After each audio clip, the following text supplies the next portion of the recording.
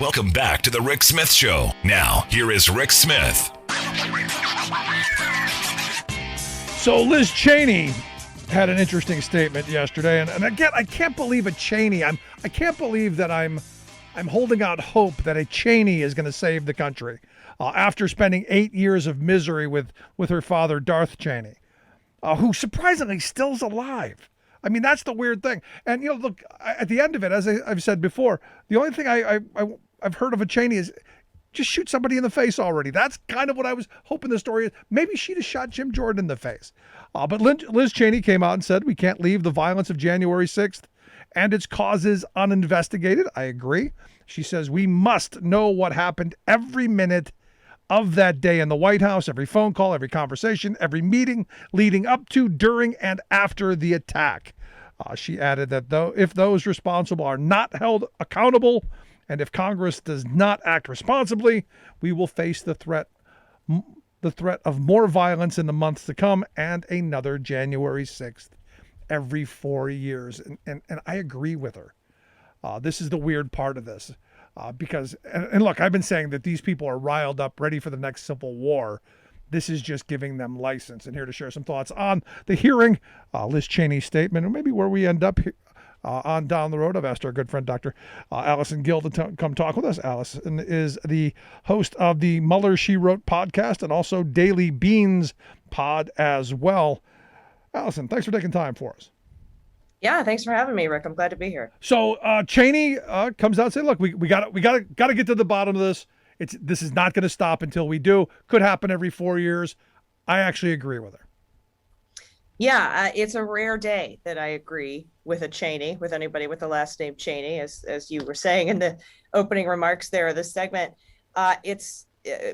Politics makes strange bedfellows, they say, and this is one of the strangest ones, I have to admit.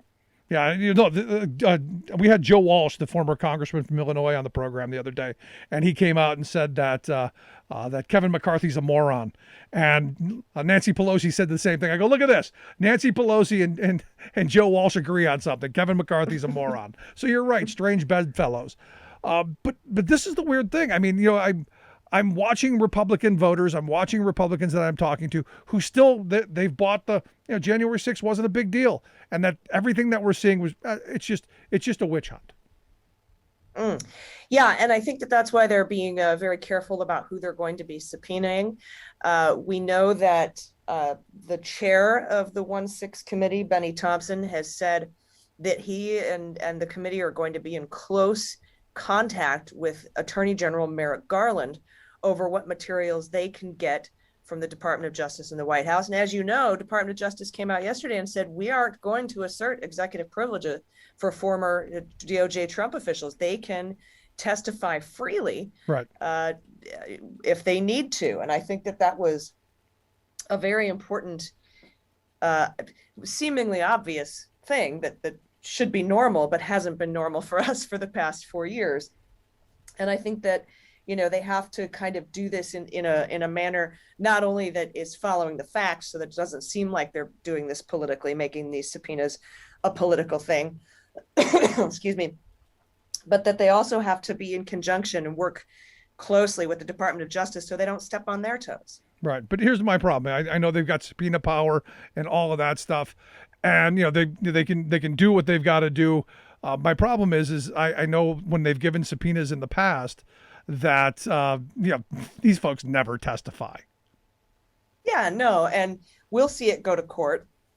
But fortunately, we now have a Department of Justice who's not going to assert executive privilege and who is not going to fight on behalf of the former administration to prevent people from testifying. I don't think we'll see what a lot of people want to see, which is people who would be arrested and or fined, with that inherent contempt thing that Congress is supposed to be able to do but hasn't done in 100 years. I hope nobody's really kind of expecting that to happen, because I don't see it happening. I got a bunch of people who expect that. I go, for you and me, yeah, if they subpoena you or me, we better get our behind there. But we're not in that elite class that can fight this for 4, 5, 6 years down the road. No, correct. We aren't. And we have to remember recently it took 2 years to eventually get the testimony of Don McGahn. But again, we won't have the Department of Justice a Bill Barr sticking their nose in and saying executive privilege, executive privilege. Right. Now, the thing that gets me is, you brought up, we talked about Cheney a moment ago, and, Darth Cheney, I was expecting once Barack Obama took office, there to be an investigation into at least the aluminum tubes and all the lies that got us into Iraq. That didn't happen. It didn't happen, during the Reagan years with Iran-Contra. Didn't happen during the Nixon years. We've never held anyone accountable. Why is this moment different? Because I've taken the position we just haven't done it. Why is now different? Well, why is now more important, or why do you think we will this time? Why do you think we will this time? I know why. I want to hold everybody accountable so that the next time we don't have to keep doing this, because every time it seems to get worse and worse and worse. And this was pretty bad. Yeah, well, I think we've seen some really big fat signals that at least the insiders of 1-6 are going to be held accountable. First of all, we had reporting back in February that they were investigating Roger Stone. That was from the New York Times, and his role in instigating or conspiring to instigate the attack on the Capitol. We've seen reportings from 302s where investigators have been asking if these boots on the ground terrorists, which is what they are, had any contact or discussions with members of Congress. So that means they're investigating members of Congress. And then recently in this DOJ filing that, where they say we're not going to represent Mo Brooks in the Swalwell lawsuit, they said, we are currently investigating this. We're currently looking into this. And so right now, we're going to say that we're not going to, we're not going to replace the Mo Brooks with the United States in this lawsuit. We're not going to give him immunity here because his speech at the Ellipse was a campaign speech, which is not covered in his scope of his duties.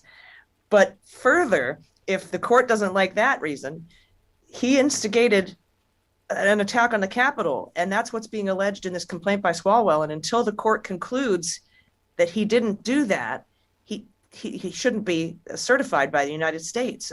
He shouldn't be represented by the Department of Justice, because instigating a coup is the opposite of your duty as a member of Congress. It's so far outside of the scope. And they said, we're looking into this, and no federal employee should be covered by us. So they kind of hinted a little bit that we're not going to cover Trump. We're not going to cover Trump Jr. We're not going to cover anybody who worked for the government who had incendiary things to say that could have instigated the attack on the Capitol, until you prove, the courts, until you can conclude that what is alleged in these complaints did not happen. So I do have faith that they're looking at the generals here, which is what happened when, they were giving closing statements during the hearing yesterday. And all the officers were like, please, we can't investigate the people who incited this. We need you to do it. But we also have to be careful to do it in a way that doesn't step on the criminal investigation toes of the Department of Justice, like with what happened with Oliver North, et cetera, when we kind of dug our own grave on the criminal prosecution by having people come out into a congressional inquiry, which, doesn't really have any consequences. So which because I've said that this committee, I don't know is going to get anywhere. I don't know we're going to get anything out of this. For me, it's the Department of Justice pursuing these criminal charges. That's how I think we end up going there. This is how you maybe get Trump to have to testify. I had someone the other day tell me Trump's going to have to testify in front of this committee, and I said I rarely say never, but there's no way Trump is never going to testify in front of this committee. Never. No, I concur. But in a criminal investigation, he would be compelled by the court to be deposed, right? So we need to let that happen. And it's more important, I'm with you, that the Department of Justice does the criminal investigation here than a congressional investigation. And I had said from the beginning, just don't do this in Congress. Set up a special counsel, set up an independent counsel to look at this. But this is what the Department of Justice is doing. The Department of Justice is doing what an independent counsel would do. Yeah, but my problem is I'll be honest, I was not a Merrick Garland fan when Barack Obama pulled him out as his Supreme Court justice pick. Very moderate guy, center of the road, institutionalist, if you will. Was not thrilled when Joe Biden pulled him out. I know a lot of my lefty friends were, we're going to show them. Not so much. Are my concerns that he's an institutionalist, much like Mueller was, and I don't think you're going to get much movement out of them. Are my concerns valid, or do you think I'm being overly cautious? I think your concerns are valid given what we've had to go through. Everybody's kind of feeling that way. And, I have three glaring red lines for Merrick Garland where I will snatch my support or even tepid support in an instant. And the first one was if they decided to represent Mo Brooks. They didn't do that. So they didn't cross that red line. The second one is if the Department of Justice announces that they will not pursue charges of obstruction of justice against the former president. They have it all laid out for him in volume 2 of the Mueller report. Conservative Mueller wants these charges to be pursued, and he set this up and teed it up for that very exact specific purpose. If Merrick Garland doesn't go after that, that's a dereliction of duty, in my opinion. You could even say, a lot of folks say, well, they might get him in New York. He'd go to jail in New York, so we don't have to do that. You have to do that. It was the same with the impeachment. The Senate will never convict. That doesn't mean you don't do your duty. Right. You would be derelict in your duty if you didn't go after those charges. And the third line would be if they represented Trump in the Swalwell lawsuit, which they pretty much made very clear would not happen when they gave the Mo Brooks explanation for why they wouldn't certify him. So two out of three so far. That last red line still remains for me personally. He towed that line with the E. Jean Carroll case and the Lafayette Square case. But those were decisions made by the last Justice Department, and he seems hell-bent on upholding decisions they made to not make it look political and overturn what they decided. But his arguments were terrible on both of those cases. And of course, when he held back the second half of that Bill Barr memo, asked for a stay so that he didn't have to release that under deliberative process privilege because he didn't want to overturn the prior Justice Department. But these Mo Brooks decisions, these new decisions, are his alone to make, and he's making the right call on them. It's just the old ones that I'm worried about. Yeah. And again, we had my friend Will Bunch, a national columnist with the Philly Inquirer, on Monday, and he wrote in his piece, which was brilliant. The Democrats counter a GOP willing to smash the guardrails of democracy with cautious drivers who won't veer near the double yellow lines. That's how I view Merrick Garland, right there. Mm-hmm. Yeah, but we'll see. Like there were a lot of hints dropped this week with the Mo Brooks decision and the decision to not assert executive privilege against former Trump officials. That to me says we're here to cooperate. And something else that this 1-6 commission I think would be really good at getting is all the documents, the phone logs, the things that can prove. Jim Jordan just admitted on television he talked to Trump. We can see those phone logs. We'll be able to get that and understand it. More so than I think any testimony that we ever wish we could get, like from Rudy Giuliani or Mo Brooks or Jim Jordan or Trump Jr. or Trump himself. I'm with you on that. I think they can subpoena all they want. I don't think that it's going to be an easy road to get those folks in. And even if you do get those folks in, you can't really ask questions that can interfere with the criminal investigation into the incitation of the insurrection. So there might be a lot of behind closed doors depositions with meetings with the Department of Justice as to what can be released to the public. But their job is to figure out what happened. And Merrick Garland's job is to prosecute people for breaking the law. And I hope he does. And I think he is, and I'm reserving judgment until we find out whether he is or not. Yeah, no, I mean, for me, I want the criminal stuff. Even if New York does try and convict Trump, I still think you have to go after this simply for the messaging of the future, so that this kind of behavior stops. Because look, every Republican president in my lifetime has had significant crimes leaving office that we just said, let sleeping dogs lie. Yeah, no, but I talked to Andy McCabe at length about this, and he told me, and he said in his book, The Threat, he said, look, when we opened the Trump-Russia investigation, we had a predication that crime could have been committed. And if we didn't open that investigation, given Manafort, given Flynn, given Gates, we would have been derelict in our duty. And we can't be derelict in our duty. And I have to imagine that the DOJ Garland envisions also has that philosophy. We have to and we must, and not just because it's our duty, but like you said, we can't let this go, because we will be sending the message that a president can obstruct justice, can incite an insurrection, can conspire on a domestic terror attack on the Capitol without facing consequences. And he's been very, very clear about about that being a problem and nobody being above the law. But we'll see if he holds that line. Yeah, the Nixon line. If the president doesn't, it's not illegal.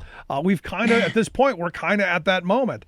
But I like what Jamie Raskin said during an interview. He said they want to find out who organized it, mobilized it, who financed it, how they did it, why they did it, and are we still under a threat today? I want to find out who funded this stuff. Do we get to know that? I mean, by subpoenaing all these records, do we find these billionaires? Do we find the Mike Lindells and the Publix woman and all these groups that funded this stuff? Well, I think that the Department of Justice is more equipped to do that kind of follow the money investigation with the amount of prosecutors and FBI agents, et cetera, that they have. But I mean, there are a lot of talented people on this commission, and they have a huge gang of lawyers, I'm sure, who can help look into this. But, a lot of these folks aren't prosecutors. They aren't law enforcement, and they might have a little bit of a harder time following the money. But I hope either way we find out, whether it's through a criminal speaking indictment from the Department of Justice or whether it's through a report from the 1-6 Commission. Yeah, last question I've got for you. In looking at this, I know a lot of people are excited there. Oh, we're going to go get them. Is this a go get them thing, or is this just we're going to get a report at the end with the who, what, and why and all that, and it's not going to lead to any perp walking or any of that stuff? No, it wouldn't lead to any perp walking. Of course, they can make criminal referrals to the Department of Justice, but it has to be assumed that the Department of Justice knows more than this committee will ever know or could ever know. So it would be sort of like telling them stuff they already like. Yes, thank you. We know, and we're already 6 steps ahead of you on that. So no, I don't think you'll see any perp walks. This is to find out what happened, like you said, who funded it. And those are important things to know to prevent the next one from happening. But the best thing we can do to prevent the next one from happening is put people in jail. I am right there with you, and starting with the former guy. To me, it's that simple. But Allison, I appreciate you taking some time for us. Hope folks will check out your podcast, Mueller, She Wrote, and the Daily Beans. In fact, you got a whole slew of podcasts, don't you? Yeah, we just started a network called MSW Media. With a bunch of great shows on there, including Greg Olear and Glenn Kirshner, Renato Mariotti. And then, of course, I love your show, and thank you so much for everything that you do, because I think that the information that you bring to the people is crucial and critical. And the best thing that we can do to hold this Department of Justice's feet to the fire is to talk, and to talk loudly at them. Good stuff. Allison, I appreciate the time as always. Thanks so much. Thank you, Rick. Good stuff. Our good friend, Dr. Allison Gill. Make sure you check out her work. We'll get links out on social media. Quick break. Right back. Stick around. You're listening to The Rick Smith Show. Remembering that united we bargain, divided we beg. Rick Smith.